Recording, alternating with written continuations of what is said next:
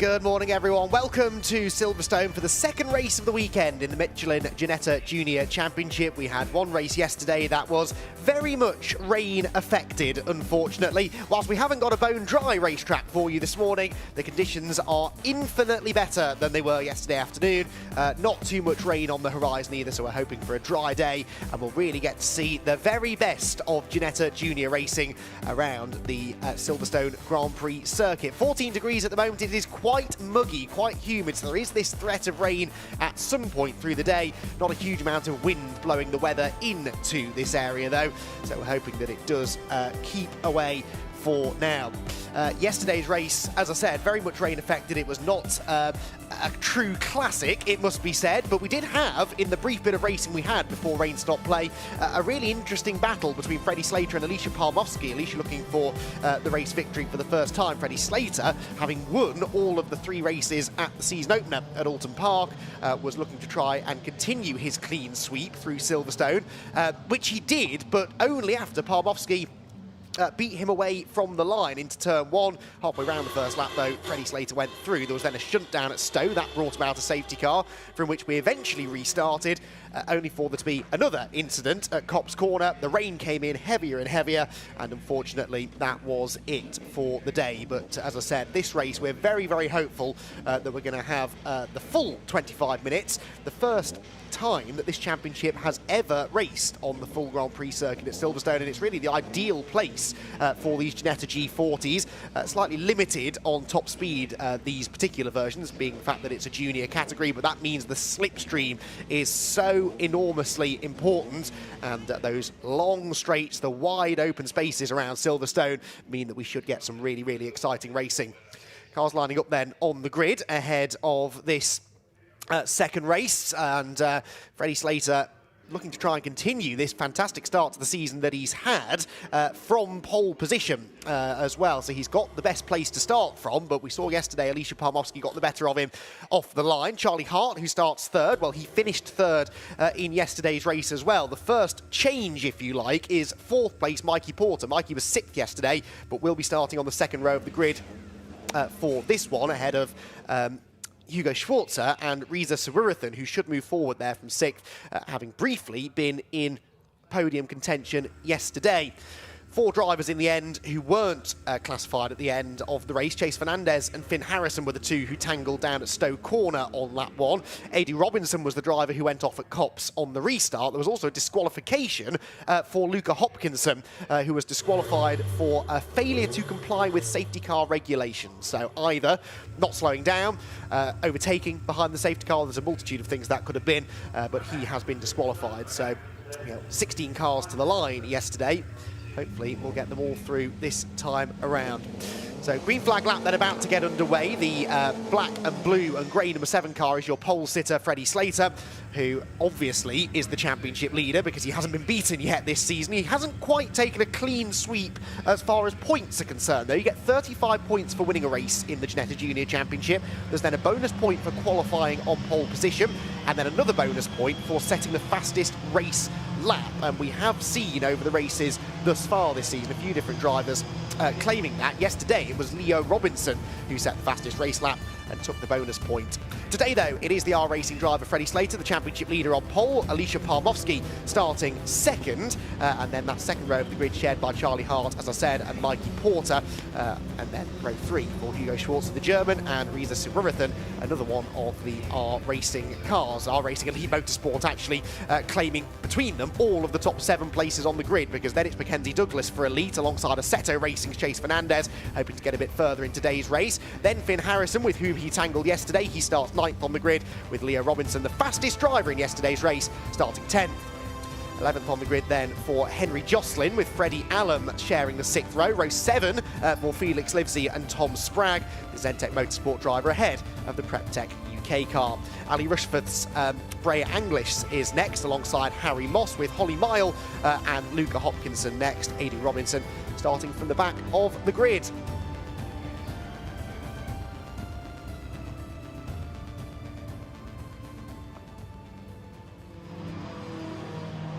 So cars then making their way down towards Stowe Corner.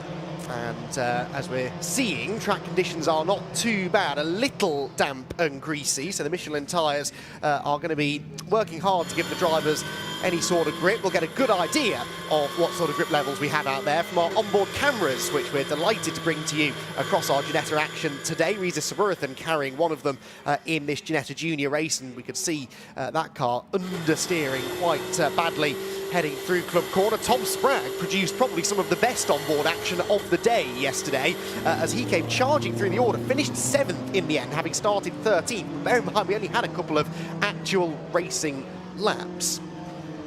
And the little bit of racing that we had was very, very favourable for Tom Spragg, who really was the master of overtaking moves.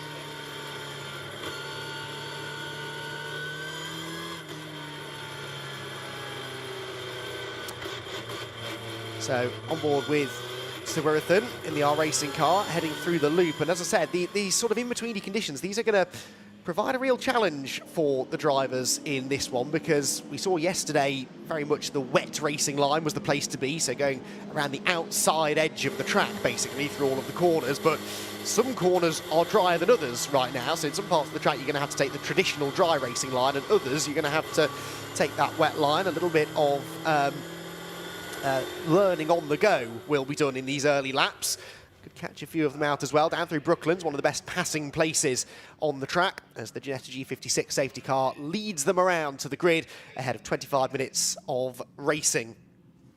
Just the 2 races this weekend, as opposed to the 3 that we normally have, but that's because we have slightly longer races here, 25 minutes as opposed to 20. It's a longer lap as well here at Silverstone, so that's just to try and make sure that we actually get a decent amount of racing in, although yesterday's race only ran 10 minutes long and only had 3 laps of racing, well, 3 laps total in the end. But let's see what today's 5th round of the championship has in store for us. So, Freddie Slater, pole position. Alicia Palmowski alongside, looking for another one of her good starts from yesterday. Charlie Hart starts 3rd, ahead of Mikey Porter. Keep an eye to some of those coming from further back. Adi Robinson and Luca Hopkinson should move forward from the very back of the grid. You can see those two just pulling into position now. 18th and 19th on the grid as the Ginetta Juniors get set to get unleashed properly this time around the Silverstone Grand Prix circuit for 25 minutes of racing. Round number 5 of the Michelin Ginetta Junior Championship. Red lights go on the starting gantry. When they go out, we're away and racing. That happens now, and it's another good initial jump there from Palmowski, but this time Freddie Slater very much matching her on the way down towards Copse Corner. But no, the second phase of the start favours the Elite Motorsport driver, and for the second time this weekend, it's Palmowski who leads through the first turn. Second place then for Slater. Charlie Hart is not in 3rd. That's Mikey Porter, number 19, who's come up into the 3rd position. So Charlie Hart dropping down into 4th. He's the grey and black car. As single file, they make their way through Maggotts and Beckett's. This is a very, very tame start. No, it's not, because Palmowski's off the road on the grass, and she spins in front of the pack. Alicia Palmowski off the road mercifully, because I thought there she was going to spin back into traffic. There are more cars off a little bit further back as well. It has all kicked off, and there is now secondary contact. Number 21, one of the cars, we've got 4 or 5 of them off the road. 21 was bouncing across the grass and rejoining. And there, that was Tom Spragg's on board, wasn't it? So Tom Spragg involved in that somehow. There is at least 1 car stricken at the side of the road, possibly other walking wounded as well. It's Slater who leads the way. Mikey Porter is in 2nd position. I suspect, by the way, the car that I thought was 21 might have been 31, Felix Livesey, who was grass-tracking his way back onto the road. But this, the lead battle, heading down through the Vale into the club sequence of corners. And Freddie Slater, the race leader, they're 2 and 3 wide further back as teammates at play. That was number 90 up the inside, gaining a place. Chase Fernandez, or trying to gain a place, but almost then getting tapped wide. And that was Finn Harrison again, wasn't he, with those two who tangled yesterday, again making friends. On board with Reza Saburathan, who has dropped down the order, possibly as a result of some of the early incidents through Maggotts and Beckett's. A very energetic start to the race, and Alicia Palmowski will be kicking herself for that little moment, possibly a damp patch catching her out as they went through Maggotts and Beckett's for the first time, and cold tyres as well won't have helped.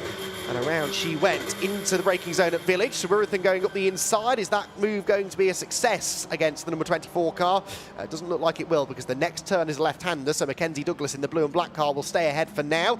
Ahead of him, side-by-side, was that for third? Well, it's definitely side-by-side for fifth, because Saburathan gets a better exit from the loop, gets to the inside through Aintree, and does he take the wide line on the exit? Yes, he does. Well, that's because way out onto the grass has gone Mackenzie Douglas. He sheds his rear bodywork, and the car a little bit lighter now than it once was. It's also a bit further down the order than it was a couple of moments ago, because through has gone Chase Fernandez, Finn Harrison, and the 37 of Leo Robinson. Those three all actually were involved in one way or another in the incident down at Stowe yesterday. But the 24 car of Mackenzie Douglas, unfortunately, losing even more places than we thought he would. You can see there the rear bodywork has gone. That won't really affect performance too much, though. He's out in the dirt again coming out of Luffield, as Leo Robinson made absolutely sure of the move.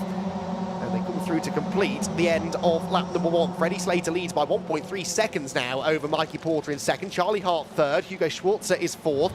Reza Saburathan with a real up and down opening lap is back into fifth place again now, actually one place higher than he started. And then Chase Fernandez up into sixth position. Biggest mover, unsurprisingly perhaps, was Luca Hopkinson from the back of the grid to 12th, and thus far we are missing 5 of them. Felix Livesey has not made it through, amongst others, as there was a change for 4th position now. Reza Saburathan getting himself ahead of Hugo Schwarzer as they went through Maggots Beckett's. And now we'll set off after Charlie Hart in 3rd place. Well, yeah, Livesey, Spragg, oh, here comes Tom Spragg. So I think there's 4 of them that have gone missing on the opening lap. Livesey, Anglis, Moss and Mile. Palmowski did come through in 13th place, but some 15 seconds off the race lead. You can just see her actually at the back of shot there, the yellow and black Elite Motorsport car. Dive up the inside into Stowe Corner. That's Saburathan trying to claim 3rd place from Charlie Hart, who left the door wide open. They're all skating wide, trying to work out where the grip is through Stowe. Leo Robinson there very wide in the 37. And he will get pinged for track limits if you keep going wide at that particular part of the circuit. They're definitely monitoring it on the exit of Stowe. That could lead to a penalty if you keep on doing it. Chase Fernandez now tries to fend off the recovering Mackenzie Douglas. Head out past the wing, down the Lewis Hamilton straight, in towards the dauntingly quick right-hander at Abbey Corner. We have a safety car, and that will be why, because one of those cars that I said had gone missing on lap 1 is parked at the side of the road past the wing. Now, which one is that? Is that Moss, perhaps, number 47? It might be. So, safety car out. No, that is Moss. That's Harry Moss, so he's limping back with damage. So, unfortunately, a few of them, 4 in total, look as though they're going to be non-finishers. Bray Anglis, we think it is, who was stopped at the side of the road down the Sir Lewis Hamilton straight. So multiple cars we recovered after that eventful opening lap of the race. Means the safety car is scrambled. Harry Moss looks like he's going to get back to the pits, but the likelihood of seeing that car back out again in this race is pretty slim. So Freddie Slater's lead that he was starting to build up is eradicated. The one big beneficiary of this, really, is Alicia Palmowski, because I just mentioned she was 15 seconds off the race lead. Well, she's still going to be maybe 6 or 7 seconds off the race lead on the restart, but she'll catch the pack at least. So a race victory might no longer be on the cards, but Elite Motorsport will be watching as she hopefully moves up the order a bit when we go racing once more. On board with Saburathan. Started 6th, dropped down to about 7th or 8th at one point. He's back into the top 4 again now. And as they come past the pits, they'll be picked up by the Ginetta G56 safety car, and we will have a chance to catch our breath and also sort of try and dissect some of the things that went on that opening lap of the race. Here is the initial start, so everyone away cleanly at the front of the pack. It was Palmowski who had the advantage down into Copse Corner. There you can see it was a pretty even initial jump, but as they went up from 1st to 2nd gear, Palmowski was able to get the jump on Freddie Slater. There you can see she was able actually to turn clean across his nose onto the racing line into Copse Corner. Good start made by Porter into 3rd, ahead of Charlie Hart. They were both going to have a lucky escape when we got down to Maggots Beckett's. Palmowski, as she turns into the right-hander at Beckett's, just a little twitch look on the apex, a bit too much speed, onto the grass she goes, almost had it saved, but then that transition back onto the tarmac sent her around, And further back, a secondary incident. That was Bray Anglis getting tagged into a spin, I think, by Tom Spragg. And there was then a third bit of contact further back. This was Tom Spragg's view and has a wobble going through Beckett's. That actually doesn't send him around. There's a car somewhere to the left. Bang! So it was the other way round. Spragg getting collected by Anglis, who had already been off. And then up the road, you can see Parmovsky rejoining, having knocked down one of the Pirelli markers. Tom Spragg goes rally crossing to get back on the road. But actually, Tom Spragg fairly innocent in all of that. That was Sawurthan up the inside of Mackenzie Douglas, who goes through the water splash, sheds the rear bodywork.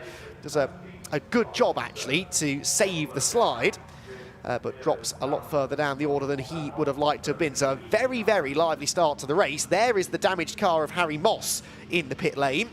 The Fox Motorsport team go to work, but there's definitely bodywork damage. That we can all see, but I suspect suspension damage as well. Car looked as though it was crabbing when it came in, and the safety car gives them half a chance, I suppose, of getting him back out there before the race finishes. Holly Miles' Fox Motorsport car off as well. Not a good day so far for Fox. We have two cars requiring assistance. Can't see any obvious damage on that car, but Holly wouldn't have pulled over for no reason. There must be a knock that she's had somewhere. Even the race leader's car looks a bit mud spattered, doesn't it, on the front of the number 7 of Freddie Slater. But time and again, he just seems to get himself out of these tricky situations. Yesterday, it looked as though Parmovsky was going to give him a real run for his money, as it appeared would be the case today in the opening couple of corners. But once more, within the next half a lap or so, he was back in front with a reasonable lead over Mikey Porter. Slater leads the way, Porter second, Hart third, Sawurthan fourth, then Schwarzer and Fernandez completing the top 6. Leo Robinson is 7th. Leo Robinson started 10th, has gained 3 places from where he started, ahead of Finn Harrison. Then Mackenzie Douglas 9th after that brassy moment at Aintree. And the top 10 completed by the number 26 of Henry Jocelyn, with Parmovsky 11th. So Parmovsky, work to be done, but has, as I said, at least now caught up to the rest of the pack. Going to need at least one more lap, I suspect, of safety car. As we saw, the Holly Mile car was not yet recovered, and I don't think they've got the car on the international pit straight either yet. So one more lap at least for the drivers to tour around.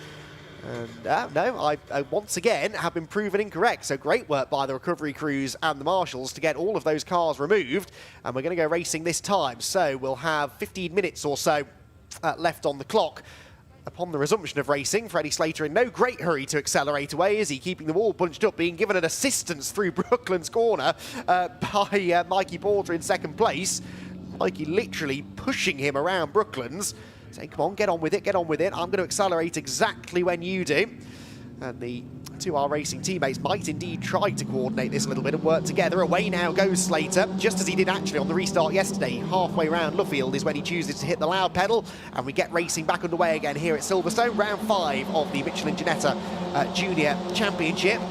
And it was a decent restart from both of the R Racing cars, actually. It's Charlie Hart in third, who finds himself a touch vulnerable, maybe, to attack as they head down towards the right-hander at Copse. Side-by-side action further back. Parmovsky there moving up the inside as well. That would have been Jocelyn, I reckon. Yes, it was the Henry Jocelyn car that she's got past. Sawurthan side-by-side, and actually looks as though he might be losing a place here. That must be Chase Fernandez alongside as they go towards Maggots and Beckett's, but Chase thinks better of that and ducks back in line behind the third of the R Racing cars inside the top 5 right now. R Racing and Elite Motorsport continuing their dominance in this race. Some bodywork going flying from somebody there. There is Parmovsky, so was 11th. We now believe is into 10th place ahead of Henry Jocelyn. And the next target will be Mackenzie Douglas ahead. Drop down towards Stowe corner. Slipstream starts to take effect now, but not really for the race leader. Freddie Slater under no threat into the braking zone. We do have a move made, though, by Leo Robinson up the inside into Stowe. And he takes 6th place away from Chase Fernandez, but then runs a little bit too wide. Fernandez looks to try and get the switch back. That'll put him back alongside, but on the outside line into the braking zone at the bottom of the Vale. How's that one going to sort itself out? Top 5 single file, 6th place is where the battle is. They're still side by side, and it will be Robinson who manages to make the move stick. So Fernandez down to 7th. His teammate right behind as well, on board with Sawurthan. 5th place now for the number 78 car. And Charlie Hart, perhaps the one having to get his defending boots on now because he's got Hugo Schwarzer right behind him. Hugo, one of the front runners at Alton for the season opener as well. Managed to get himself 3 podium finishes to arrive here at Silverstone second in the championship. And he wants to try and get himself back onto the podium again, but he has to attack and defend simultaneously. He's trying to find a way past Charlie Hart whilst Reza Sawarathan goes around the outside of him. That's a brilliant bit of driving from the number 78 car, which might even convert it into a double overtake. Gets briefly up alongside Charlie Hart coming out of the loop. That won't work, and it might have delayed Reza now coming out of the turn. No, turns around the outside goes Hugo Schwarzer. I wonder where Hugo had gone, and he does go back through, so Schwarzer reclaims 4th position. And that was a little bit of greediness maybe creeping in there for Sawarathan. Tried to get up the inside of Hart through the loop from a little way back. That delayed him because it didn't work, and the tight line is the slower line through there in these conditions. And it meant that he was then vulnerable going into Aintree Corner. Palmowski, meanwhile, up ahead of Chase Fernandez now. So that should be 9th place, 2 places gained at least on this restart lap. Fernandez has fallen behind Mackenzie Douglas too on that lap. The leader, though, comes through with already a pretty healthy margin. That's got to be a second at least now, back to Mikey Porter in 2nd place. Yeah, 1.1 seconds the gap. Hart 3rd, Schwarzer 4th, Sawarathan 5th. So officially no change of positions inside the top 5 on that lap, but we know that wasn't quite true.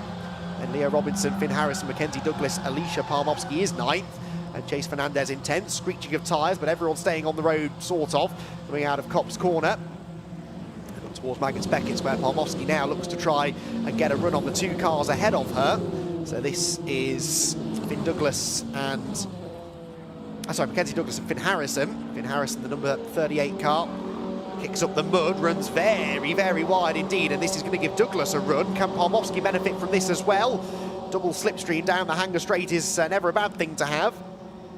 Stowe Corner, one of the best places to try and launch an attack. Look at the way they're bunching up for second as well, with Mikey Porter feeling the heat now from Hart and Schwarzer.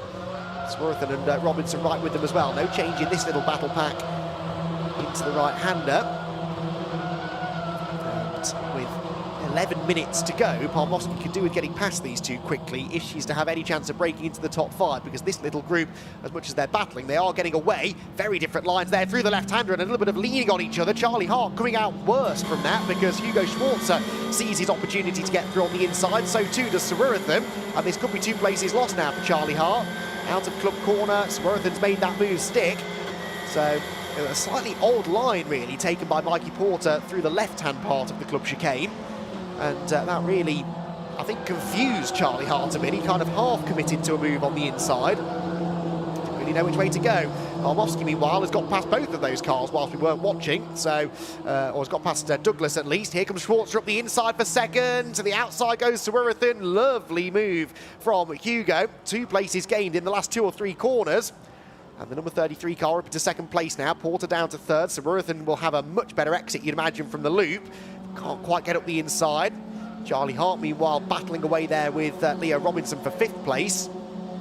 And I think Leo's going to go past him as well. So Charlie Hart losing another spot. Whilst it's all kicking off behind with Mackenzie Douglas side by side. Heading down the straight. That is Hopkinson, isn't it? Number 12 coming up the inside of him as there's contact, and around goes Mikey Porter. Almost collected by his teammate there, but that was contact with Hugo Schwarzer. Porter was coming back at him round the outside, and Hugo Schwarzer was not giving in. The 2 of them tangle, and around goes Porter. Thankfully, no major damage done. He gets back on the road just ahead of Chase Fernandez, so he might just about have stayed inside the top 10 there. That was an unfortunate moment. No damage at all done to the number 19. Bit of a tyre mark on the left-hand side, but that's as bad as it gets. Damage-wise, benefits Palmowski. She's into 7th place now. Still not quite found a way past Finn Harrison. As they round Copse Corner for the 6th time of asking. Lots of drivers, by the way, being warned about track limits, including the race leader. So Freddie Slater... also Mikey Porter being warned about track limits. So is Alicia Palmowski and Chase Fernandez. They've all been shown the black and white warning flag for track limits, which means if they do it again, they'll start picking up time penalties. So as much as the likes of Palmowski and Fernandez are trying to fight their way through the order, they've got to do it without straying beyond the edge of the track.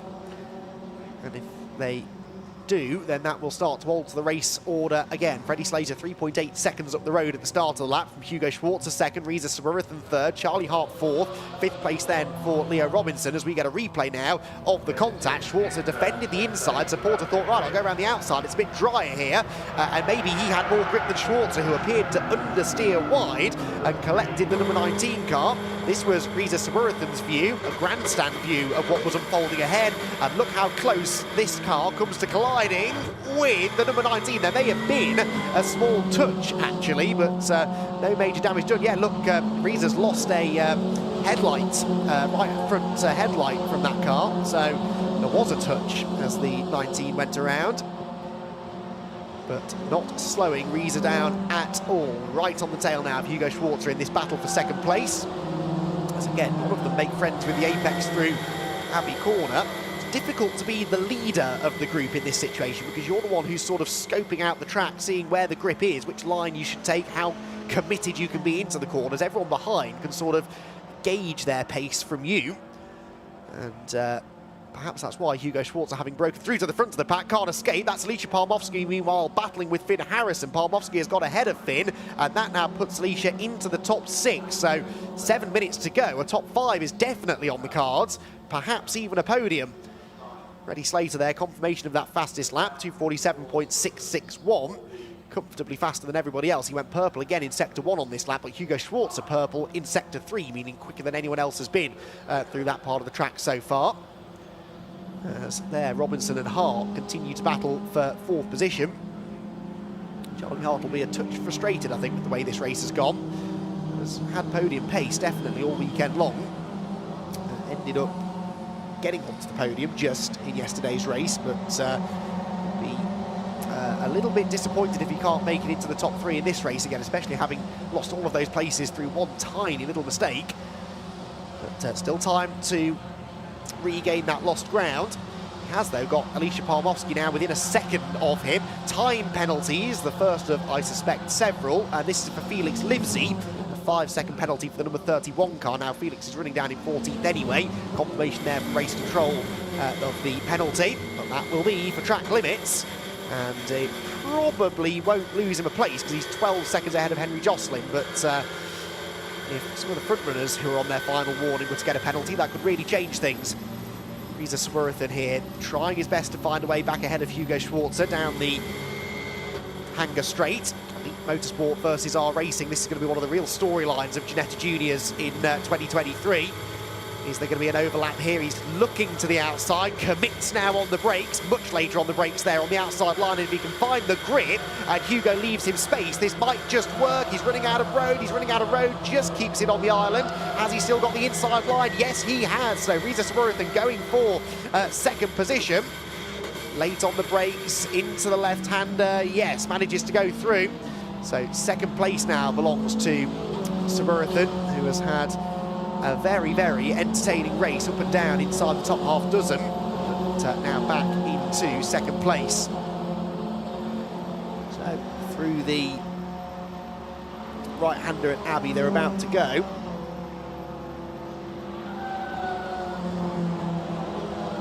As they head through that quick right-hander, Alicia Palmowski now into 6th place, chasing down the 4th place battle between Robinson and Hart. There are Saburathan and Schwarzer battling for 2nd place. Charlie Hart here, if he starts having a real go at Leo Robinson, he's going to find himself being caught even more quickly by Palmowski. If these two start battling, they will delay each other, and Alicia will be on them in a heartbeat. Probably got time for 2 more laps at the end of this one, as Mackenzie Douglas now is given a black and white warning flag for track limits. Here comes Schwartz now. Is he going to try and go around the outside here? Ooh, that was brave, and Saburathan wasn't leaving him any space on the way into Brooklands. What about the exit speed? The 33 car with a wider line in should be able to carry better speed towards Luffield. Bruised and battered Reza Saburathan's car is retaining 2nd place for now. It runs a little bit wide out of Luffield. That wasn't a brilliant exit from the corner, and again that slipstream now starts to bring Schwarzer back onto his tail. Across the line goes Freddie Slater, continuing to lead handsomely. but he's no longer getting the bonus point for the fastest lap, because that man there is Reza Sawarathan with a 46.7, was 4/10 quicker than the leader that time, who has got a 5-second penalty. Freddie Slater, I said he was on his final warning for track limits. He's been given a 5-second penalty. He is 4 seconds ahead of Sawarathan, who, as I just said, was quicker than him on the previous lap. So there is the confirmation of the number 31 car of Felix Livesey being given one, but on the timing screen it tells me that number 7 Freddie Slater is also receiving a penalty. So this is now the fight for the race lead at the moment between Sawarathan and Schwarzer. And if these two drivers know about that, they'll be even more incentivised to get the better of each other. So Freddie Slater, unless he can break more than 5 seconds clear of those two, is not going to win this race at the end of the next lap. He'll be helped, though, by the two battling behind, because, again, Sawarathan's having to drive defensively into Stowe. Around the outside of him looks to go Hugo Schwarzer to get the switch back on the exit, and that really worked. You could see him hook up the middle of the corner, carried so much more speed down the hill that he might even clear Sawarathan into the braking zone. He does just about, but Reza surely is going to commit to a move on the inside. Yes, he does. Wheel to wheel they go, and this is playing beautifully into the hands of the race leader, who had been losing time to them on the first part of the lap, but they're really starting to trip over each other now. Schwarzer still hasn't got this move made, and Sawarathan's going to hang on tenaciously round the outside. The irony being that the harder they fight for the race win, the more likely they are to lose it, really. Because in that middle sector alone, they dropped about 3/4 of a second to the race leader, and probably more again in sector 3. They are still side by side. Fantastic racing this through Abbey Corner. Out wide over the curbs goes Sawarathan, finally makes the move stick. And look at the way now that Robinson, Hart and Palmovsky are catching them as well. Side by side through the loop. Hart up the inside of Robinson now for 4th position. Don't know where to look in this race, do you? But they're handing it on a plate really now to Freddie Slater. Schwarzer with a much better exit there from the loop, back up the inside towards Aintree Corner, and I think will now clear Sawarathan, but who will then duck back into the slipstream, perhaps down the Wellington Straight, side by side between Hart and Robinson. I reckon Palmovsky might try and make this 3 wide into the braking zone. Let's see how these two battles play out then. Schwarzer and Sawarathan first. That's going to go the way of the number 33, I think, on the way into Brooklands at least. Charlie Hart gets the better of Leo Robinson. Can Palmovsky benefit too and get alongside? Yes, she can. There's a bit of a hip and shoulder as they turn into Luffield Corner. But coming off the turn, I think that Robinson will hang on. Now, all of this battling, as I suspected, is playing into the hands of Freddie Slater. Remember, he's got a 5-second penalty to be added on at the end of the race. And as he comes through now to start his final lap of the race, let's see officially what the gap is. It is 5.2 seconds. So Schwarzer and Sawarathan need to work together on the final lap. Otherwise, neither of them will win the race, and Freddie Slater will win it after all. Battle here behind them still raging on. Charlie Hart back up the inside of Robinson through Copse Corner. And Palmovsky keen to try and benefit from this, but can't find a way past either of them. There goes Sawarathan back ahead of Schwarzer, who gets the switch back through Beckett. It's a terrific battle, this, but I fear it's only going to be for 2nd place now. Schwarzer back up the inside as they head towards Chapel Corner and out onto that Hanger Straight. Wheel to wheel they continue to run. Great racing respect, though, being given by both of the youngsters. All of the drivers on this grid are teenagers, remember. It is easy to forget that sometimes when you see the quality of racing that they're producing. Slater then continuing to gap them through the first sector, I would imagine, as they're once again side by side. Yep, they lost another 8/10 to him in sector 1, so the race victory now should go the way of Slater. It's all about who will join him on the podium and in which order. Sawarathan and Schwarzer neck and neck as they come out of Stowe Corner. Palmovsky's up alongside Charlie Hart and will have the clearer outside run into the braking zone at Club. So keep your eye on both of these battles that are actually converging as one, really, on this final lap. Schwarzer back to 2nd, on board with Sawarathan as he comes through Club Corner. Now, is this the best place to be, maybe 2nd place with half a lap to go? Because he will have that slipstream not only down this straight, but perhaps more importantly, down the Wellington Straight towards the braking zone at Brooklands.